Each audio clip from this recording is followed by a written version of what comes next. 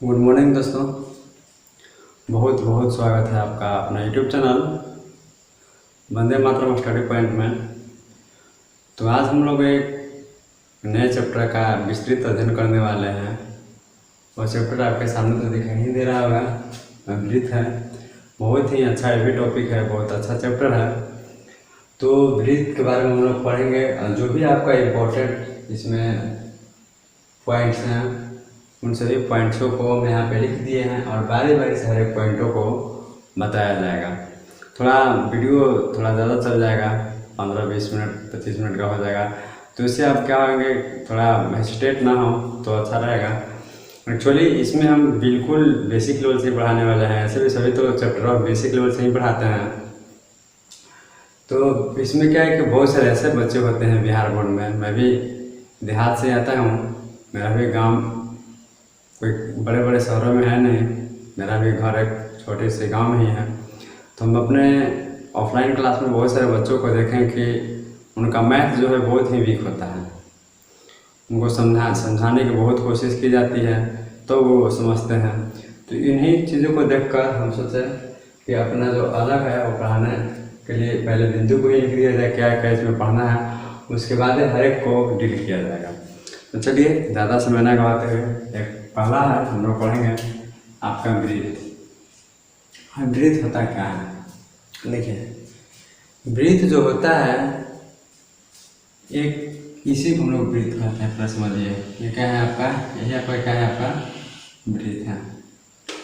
Breathe होता क्या है, इसका अगर परिभाषा की बात करें तो एक ऐसा वक्रीय बिंदु पथ होता है जहाँ किसी एक बिंदु से किसी नियत बिंदु से सभी दूरियां क्या हो, समान हो। वही क्या होता है, वही उसी को हम लोग क्या कहते हैं, ब्रीथ कहते हैं।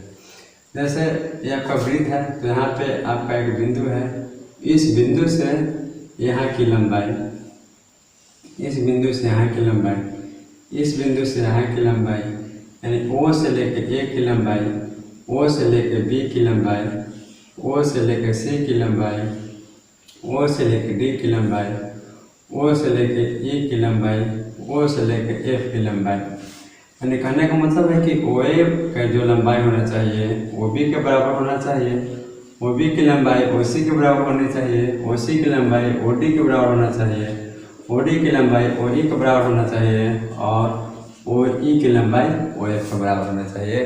तो ऐसी जो आकृति होगी उसी को हम लोग क्या कहते हैं, ब्रीथ कहते हैं। तो देखिए इसकी परिभाषा अगर कहेगा ब्रीथ क्या होता है तो आप लिख सकते हैं ब्रीथ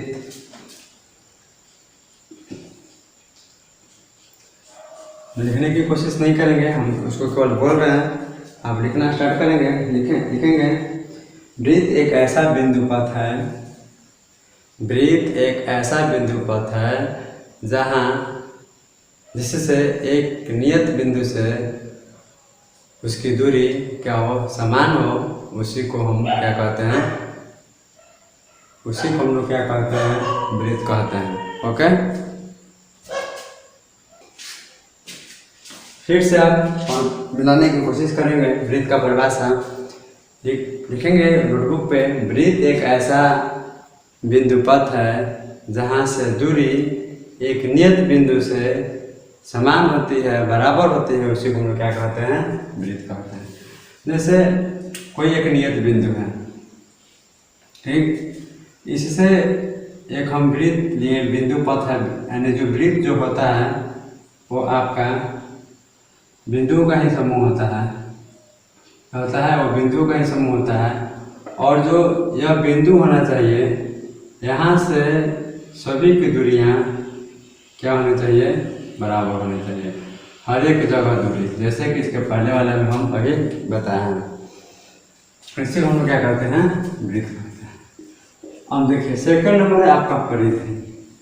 परिधि क्या होता है, तो सिंपल देखिए, इसके पहले हम नहीं में बताए भी हैं कि जो परिधि होता है वो ब्रीथ के लिए सभी में क्या होता है, परिमाप होता है, जिसको हम लोग इंग्लिश में परिमाप को पेरीमीटर कहते हैं, पेरीमीटर कहते हैं, और परिधि को हम लोग सर्कमफ्रेंस कहते हैं।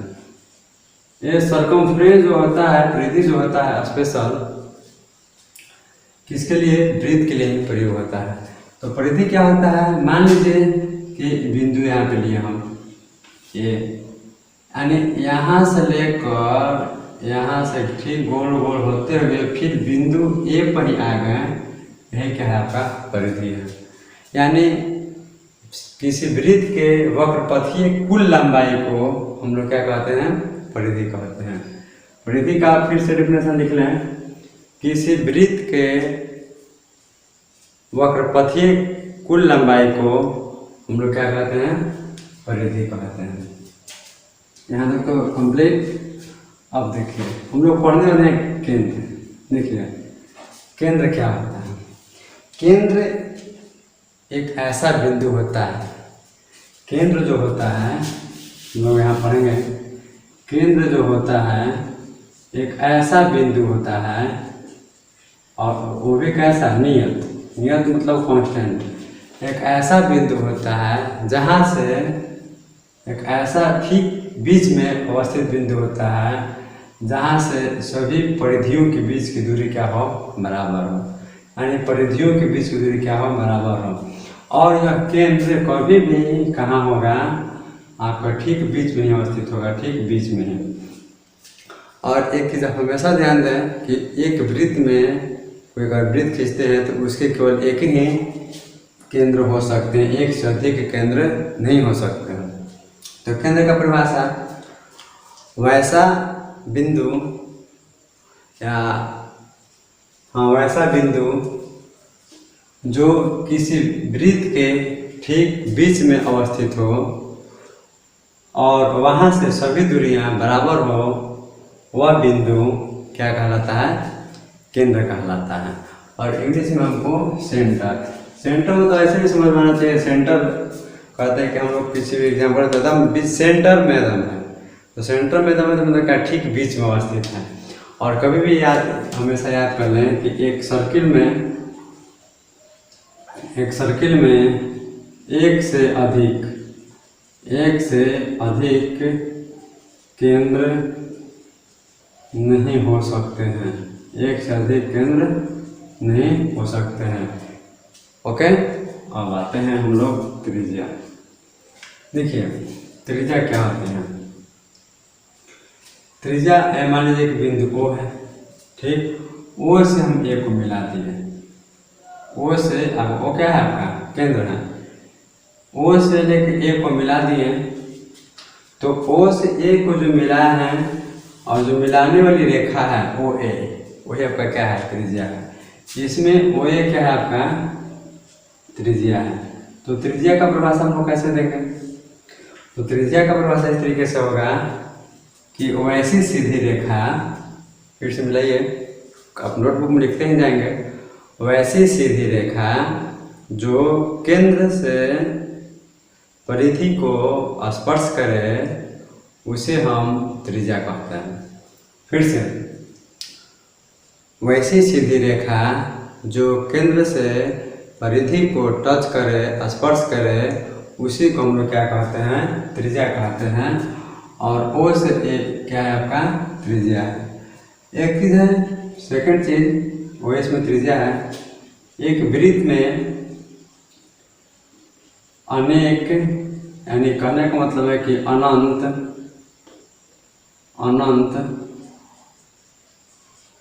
त्रिज्याएं खींची जा सकती हैं, खींची जा सकती है। O से A भी खींच सकते हैं, O से हम B भी खींच सकते हैं, O से C भी, O से D भी, बहुत सारी त्रिज्याएं को हम खींच सकते हैं, O से E भी, O से F भी। और दूसरा चीज यह है कि सभी त्रिज्याएं आपस में क्या होती हैं? बराबर होती हैं। यानी कहने का मतलब है कि यह मान लीजिए वृत्त है आपका, इसका केंद्र क्या है? आपका O है।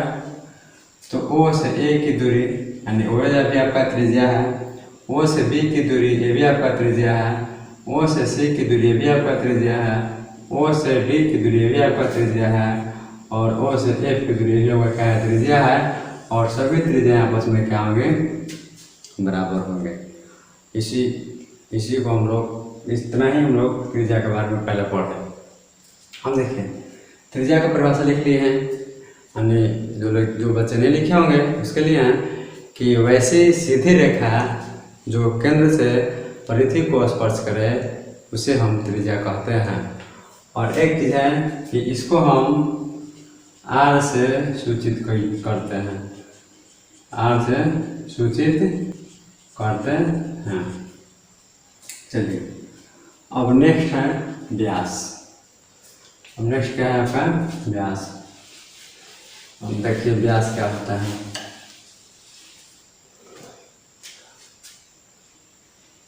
व्यास के बारे में हम लोग पढ़ेंगे, इसको इंग्लिश में कहते हैं डायमीटर। केंद्र आपका वृत्त हो गया, बीच में केंद्र हो गया। अब देखिए व्यास, ये आपका ए हो गया, ये आपका ओ हो गया, ये आपका क्या हो गया, बी हो गया। और यहाँ जो ए पी है वही क्या है, आपका व्यास है। तो व्यास को हम लोग कैसे परिभाषित कर सकते हैं बताइए। तो इसका परिभाषा हम लिखने के लिए आप लोग स्टार्ट हो जाए। लिखें वैसी सीधी रेखा जो, फिर से वैसी सीधी रेखा, देखिए बिल्कुल हम धीरे धीरे बोल रहे हैं ताकि आपको लिखने में आसानी हो। वैसी सीधी रेखा जो केंद्र से होते हुए, वैसी सीधी रेखा जो, देखिए हम लिखने की कोशिश कर देते हैं, लिख देते हैं वैसी सीधी रेखा जो केंद्र से होते हुए, केंद्र से होते हुए वृत्त की परिधि को दोनों तरफ स्पर्श करे व्यास कहलाता है, व्यास कहलाता है। आप इसको अच्छी तरह से नोटबुक पर उतार लें, तब तक कहीं पे हम 1 मिनट ऐसे ही रहते हैं, आप आसानी से ताकि उतार लें।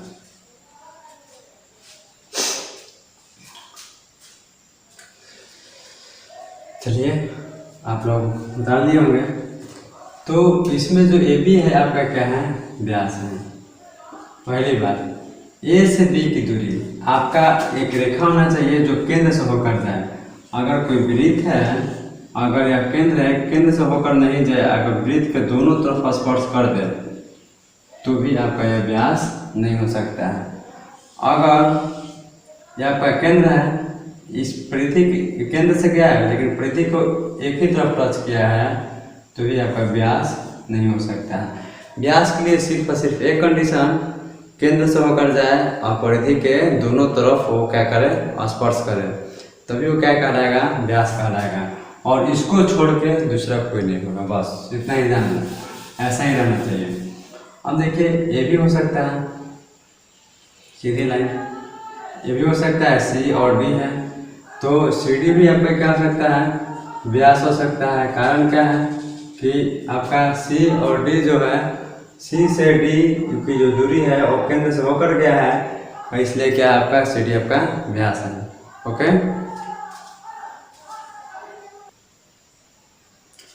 और आपका जो नेक्स्ट है वो क्या होता है कि एक जो आपका व्यास है, उस व्यास में हम अनंत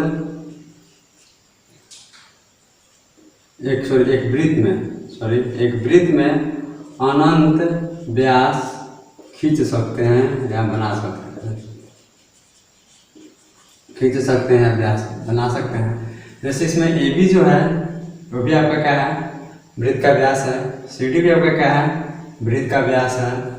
इसमें आपका यहाँ से डी और ई लेंगे, अगर सी डी ई और एफ लेंगे तो ई एफ भी आपका क्या है, वृत्त का व्यास है।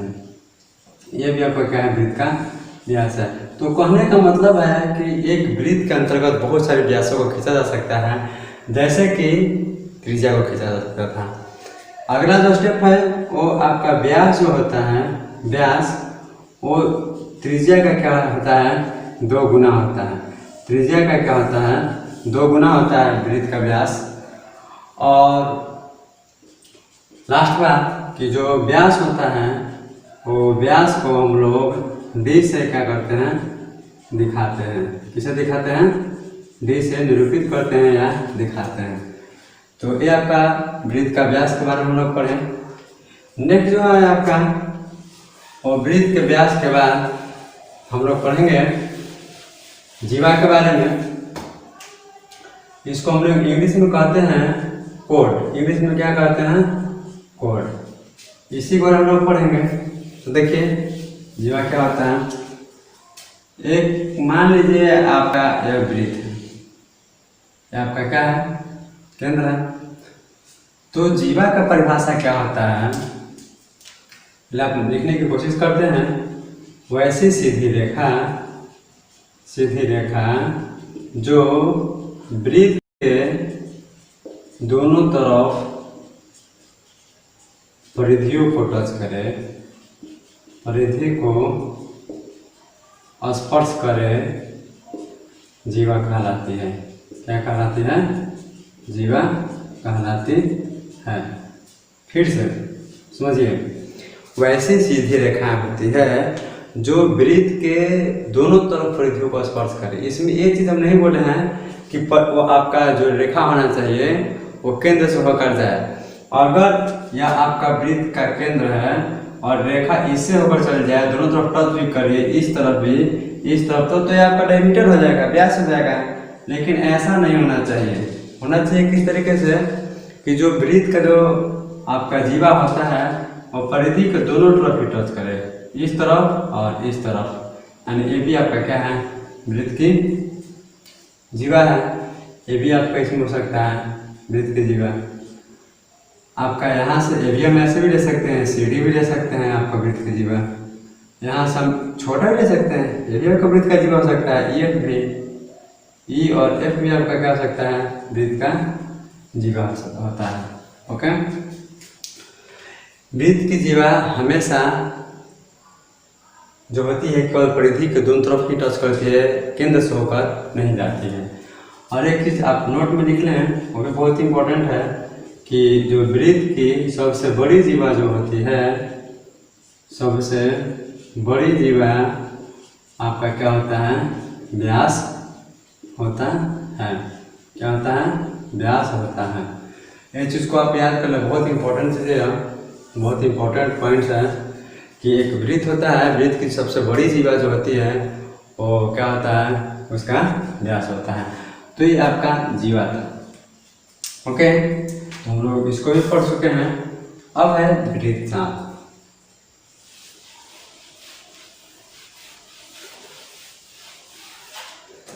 अब आपका है वृत्तचाप। वृत्तचाप इसको हम लोग कहते हैं आस। ठीक है, वृत्तचाप होता है क्या, पहले फिगर से समझिए, उसके बाद डिफिनेशन। यह आपका केंद्र है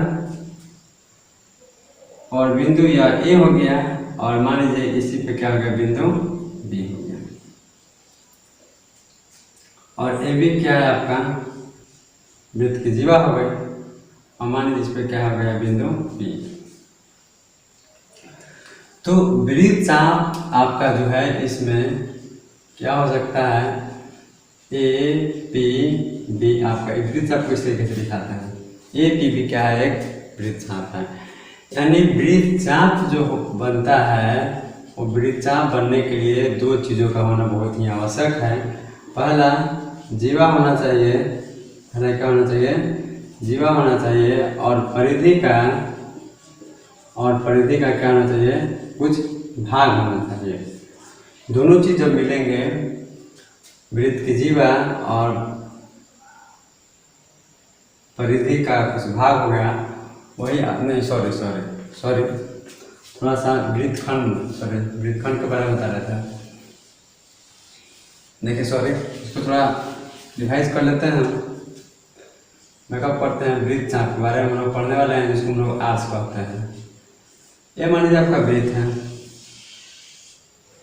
वृत्त का कहीं ना कहीं केंद्र होगा, तो वृत्तचाप क्या होता है कि परिधि पर किन्हीं दो बिंदुओं के बीच की दूरी, परिधि पर किन्हीं दो बिंदुओं के जो बीच की दूरी होती है, यानी दो बिंदुओं के बीच की दूरी नहीं, दो बिंदुओं के बीच कुल लंबाई, दो बिंदुओं के बीच कुल लंबाई जो होता है उसी को हम लोग क्या कहते हैं, वृत्तचाप कहते हैं। यानी परिभाषित कैसे कर सकते हैं, परिधि पर किन्हीं दो बिंदुओं के बीच की लंबाई को, दो बिंदुओं के बीच की लंबाई को, बीच की लंबाई को क्या कहते हैं हम लोग, वृत्तचाप कहते हैं। यानी ए से लेके बी की दूरी जो जितना होगा वही आपका क्या कहलाएगा, वृत्तचाप कहलाएगा। एक चीज है कि वृत्तचाप जो होता है, वृत्तचाप जो होता है वो परिधि का ही क्या होता है, हिस्सा होता है या भाग होता है। देखिए ये पूरा वाले को लोग परिधि बताया है, इसी का कुछ हिस्सा है, मतलब इसको निकाल देंगे बाहर तो इस तरीके से आएगा, तो इस तरीके से इसका फिगर आएगा। तो हम कह सकते हैं कि जो वृत्तचाप होता है वो परिधि का ही एक छोटा सा हिस्सा है। तो इसमें इतना ही पढ़ना है वृत्तचाप में। अब क्या है, त्रिज्या खंड। तो त्रिज्या खंड देखिए क्या होता है,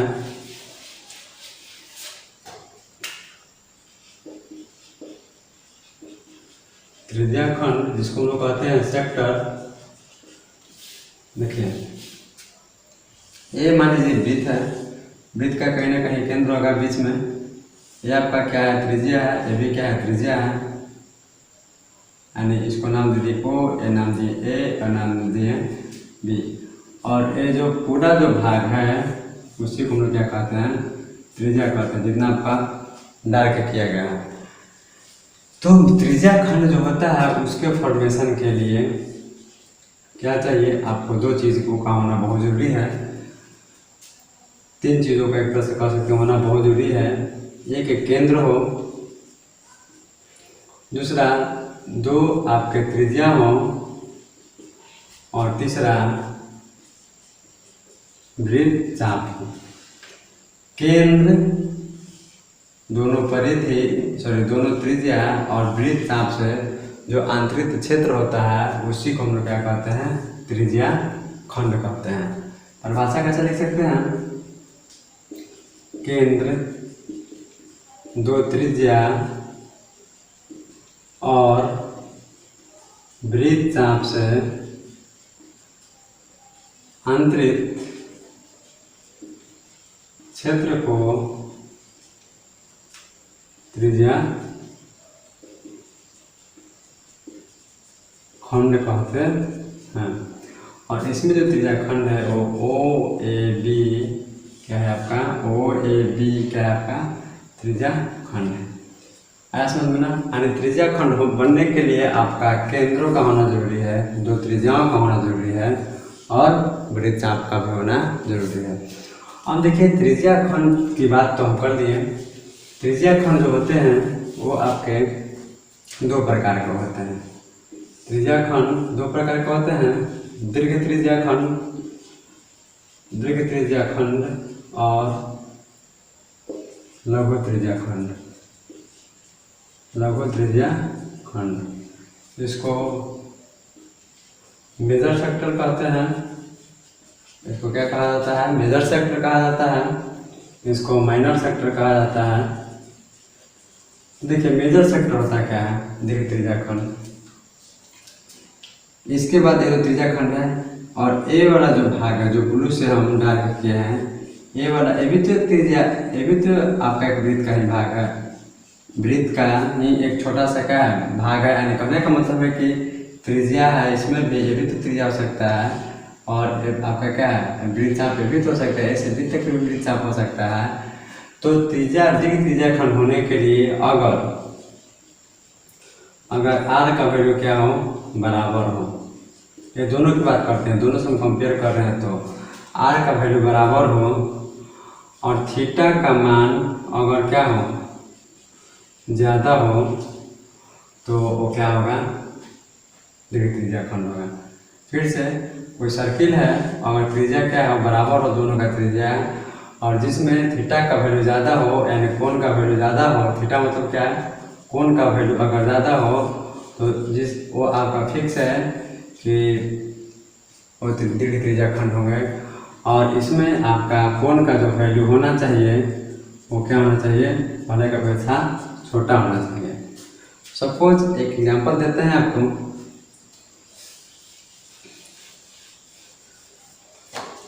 सपोज आपको एक एग्जांपल देते हैं, एक वृत्त है, ये भी एक वृत्त है, एक केंद्र है ओ ए बी, और इसमें जो आर का वैल्यू है सपोज 7 सेंटीमीटर है। एक और है ओ यहाँ पे ए, यहाँ बी, इसमें भी आर का वैल्यू क्या है 7 सेंटीमीटर है। इसमें अगर थीटा का वैल्यू 60 डिग्री है, इसमें अगर थीटा का वैल्यू 120 डिग्री है, तो फिक्स है कि इसका जो एरिया आएगा वो क्या आएगा, अधिक आएगा, और इसका जो एरिया आएगा वो क्या आएगा, आपका कम आएगा।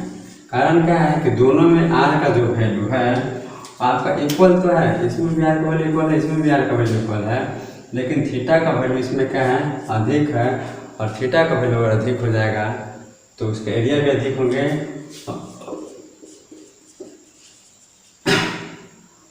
और ये क्या कहलाएंगे,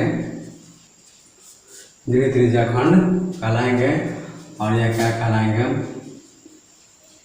लघु त्रिज्याखंड कहलाएंगे। समझ में? तो इसके बाद हम लोग थोड़ा सा एक छोटा हुआ था, वो 9 नंबर शायद वृत्तखंड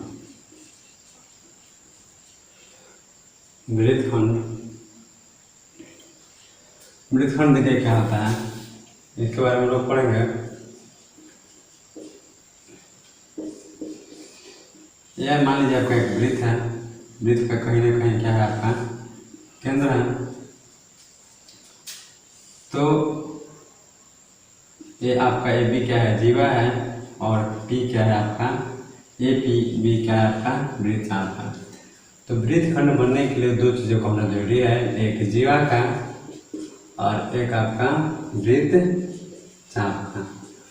तो वृत्तखंड का परिभाषा कैसे लिखा जा सकता है उसको हम लोग समझिए। जीवा और वृत्तचाप से बने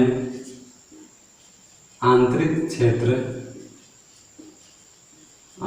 क्षेत्र को वृत्तखंड कहा जाता है। यानी यह जीवा ए बी और वृत्तचाप ए पी बी से जो बना क्षेत्र है वो आपका क्षेत्र क्या है, ए वाला, और यही क्या कहलाएगा, आपका वृत्तखंड कहलाएगा। यह कोई क्या कहलाएगा, वृत्तखंड कहलाएगा। तो वृत्तखंड जो होते हैं, अब पढ़ते हैं हम लोगों ने, वृत्तखंड जो होते हैं एक्चुअली 2 प्रकार के होते हैं।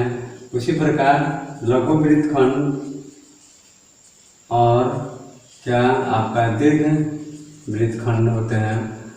देखिए लघु वृत्तखंड वैसे वृत्तखंड होते हैं जिनका एरिया क्या हो, कम होता है।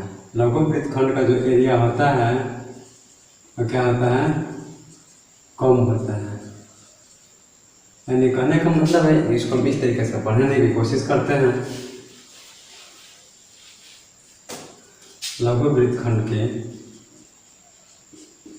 वृत्तखंड इसका जो एरिया आएगा वो क्या आएगा, आपका कम आएगा। किसके कंपेयर में, दीर्घ वृत्तखंड के कंपेयर में। इसके कंपेयर में दीर्घ वृत्तखंड के कंपेयर में इसका जो एरिया आएगा वो क्या आएगा, आपका अधिक आएगा। कैसे, जब कैसे अधिक आएगा आपको बताते हैं। जब जीवा क्या हो, बराबर हो, जीवा क्या हो, बराबर हो, यानी जीवा को मान लेते हैं x, और इसमें भी हम जीवा को मान लेते हैं x। अगर दोनों में x है तो ठीक है। कम कैसे आएगा, अगर इसमें वृत्तचाप जो है वो क्या हो, कम हो जाए। वृत्तचाप की जो लंबाई है अगर वो कम हो और इसमें वृत्तचाप की लंबाई अगर क्या हो, अधिक हो, कब, जब जीवा बराबर हो दोनों में, तब जिसका वृत्तचाप अधिक रहेगा वही आपका दीर्घ वृत्तखंड कहलाएगा।